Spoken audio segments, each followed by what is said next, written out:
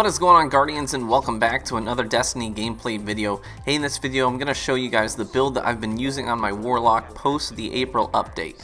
Now, if you remember back in March, Bungie actually live streamed on Twitch some of the changes that were coming to the Crucible, and specifically changes that were coming to the Warlock class. And they talked specifically about the Voidwalker and how they were going to increase the vampiric abilities of the Voidwalker and give it a little bit of love and attention. So this build is going to help you take full advantage of all of those changes, keep your health full, keep your grenade and melee abilities cooled down, and basically you're going to be staying alive longer because you're going to be sucking the life and the energy out of your opponents. So we're going to show you exactly how to do that. So here's the skill tree that I'm rocking. I want to call attention to a few things. There are a number of things that make this build work. Now I'm using Focused Burst in my jump slot so I can get around the map more quickly, and that's just personal preference, as well as Vortex. But the things that matter are Lifesteal, damaging an enemy with Energy Drain, your melee ability, immediately restores a portion of your health. The Hunger increases the duration of the Energy Drain effect. And finally, Embrace the Void. Killing enemies with Nova Bomb or any grenade triggers Energy Drain and restores your health. Now these things coupled together, look at this, will do wonders for you. Here I have no health.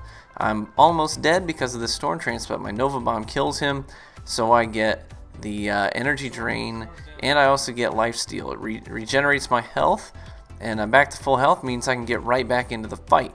Now notice a couple things here. I just threw both of my grenades, so I have no grenade charges, and notice the time is 3:48. Now I slide in here and I get a melee ability kill. Notice it triggers Lifesteal, so my health is back again because I was at low health, and Energy Drain. Now notice how quickly I get a grenade back. Bam! It's now 3 minutes and 40 seconds on the clock. 8 seconds later I have a grenade cooled down. That is just how effective this build is. You're going to have a lot of grenades if you're getting ability kills. So Life Drain is going to give you health so that you can stay in the fight, not have to bug out as often.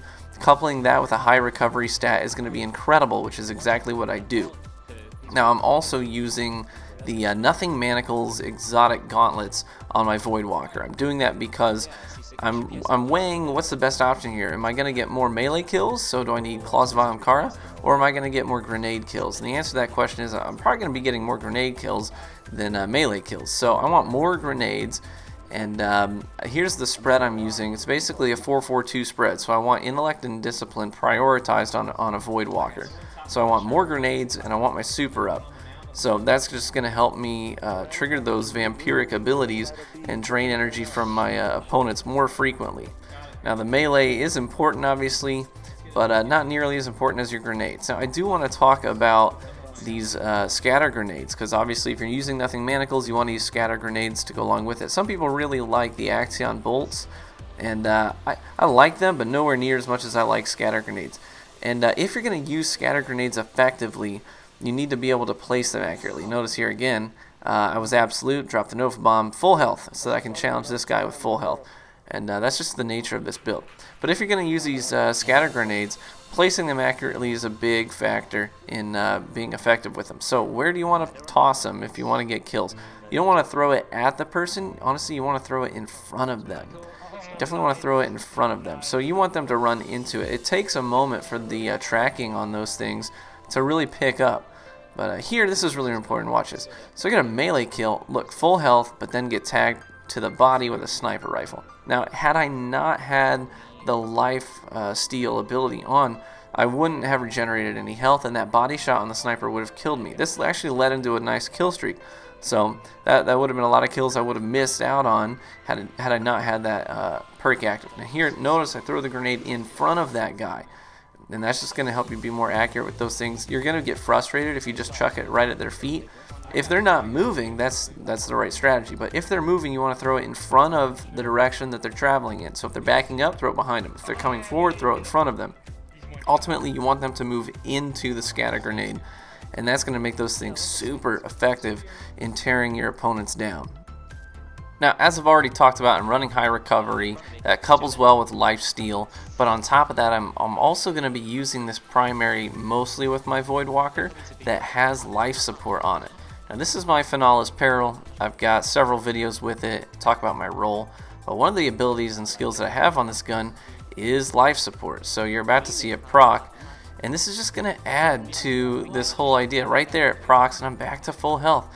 This is just going to add to my survivability. So this is a good skill to have on a weapon to couple with this build. And here again, look, regenerating my shields immediately after that grenade kill because I threw it in front of the guy.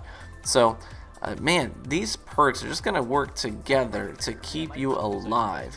So you're going to be lasting in engagements longer. You're going to be regenerating your health in between targets. So if you're in between guys and you kill one of them, now suddenly you're back to full health, and your opponent, it's not going to be as easy for them as they thought it was going to be to finish you off. In fact, that might make them make the wrong choice. Because if I see a guy that's one shot, sometimes I'm just going to sprint in and just try and melee the guy. But suddenly he's back to full health, and after a melee, there's this brief moment of time I can't do anything.